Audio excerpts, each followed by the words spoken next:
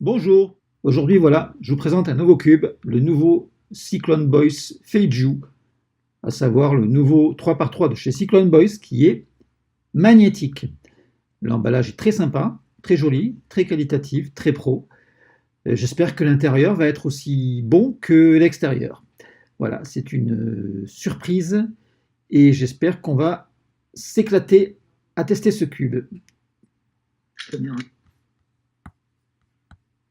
Premier abord, le cube semble très desserré.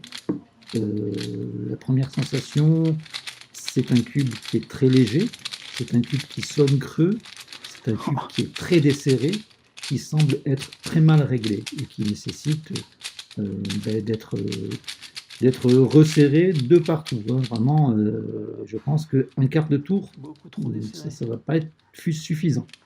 On va commencer. J'ai fait cette vidéo pour vous montrer un petit peu le nombre de fois que j'ai dû tourner les vis de ce cube pour pouvoir lui donner une tension normale, une prise en main normale, une sensation normale. J'ai dû serrer, tourner, mais X fois. La vidéo, là, elle a été retravaillée, elle ne va durer que 5 minutes.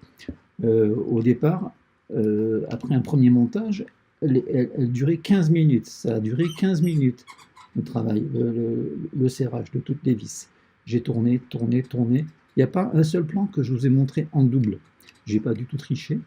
Il y a peut-être même des plans que j'ai coupés, où j'ai dû me lever du bureau et aller serrer sur mon atelier avec un tournevis un petit peu plus adapté, parce qu'il fallait faire plusieurs tours. Donc c'était vraiment hyper désagréable et unique. C'est la première fois que je dois serrer autant un cube en sortie de boîte.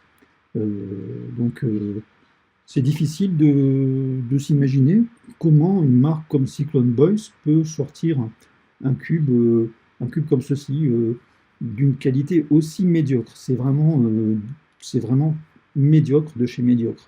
Je pense que si vous allez sur un marché acheter un cube à 2 euros, bon, je dirais pas que vous allez avoir un mieux que ça, mais bon, franchement, c'est nul, quoi. C'est acheter un cube, acheter un MF3 basique à 4 euros, vous aurez nettement mieux que ça. Il y a pas photo.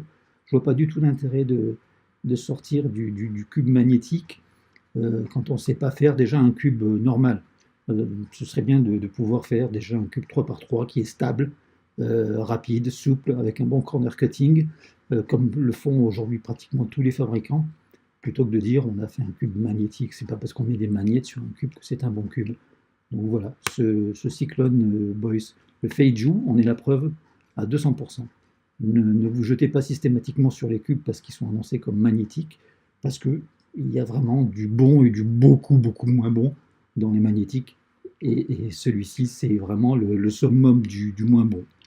Voilà, donc on continue à visser, à tourner, à revisser, à retourner. Et c'est vraiment catastrophique, quoi. J'ai jamais vu ça. J'ai jamais vu ça.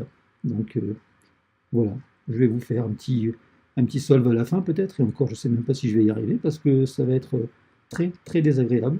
Le cube part dans tous les sens, et quand il est trop serré, il colle, on dirait qu'il y a de la colle à l'intérieur. C'est vraiment horrible, quoi. Même le plastique, ça sonne creux, ça sonne le vide, il n'y a aucune bonne sensation. Il n'y a vraiment aucune bonne sensation, si ce n'est la boîte. Voilà. Peut-être que la boîte était la seule et unique bonne sensation de ce cube.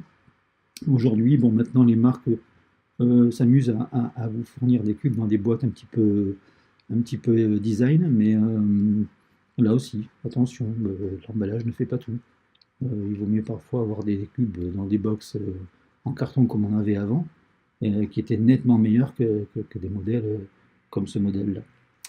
Donc ça va pas être facile pour moi d'aller jusqu'au bout de ce réglage. J'y ai passé un bon moment. Et bon, je ne sais pas trop quoi vous dire de plus. Cyclone Boys, pourtant, était quand même pas la plus mauvaise, hein.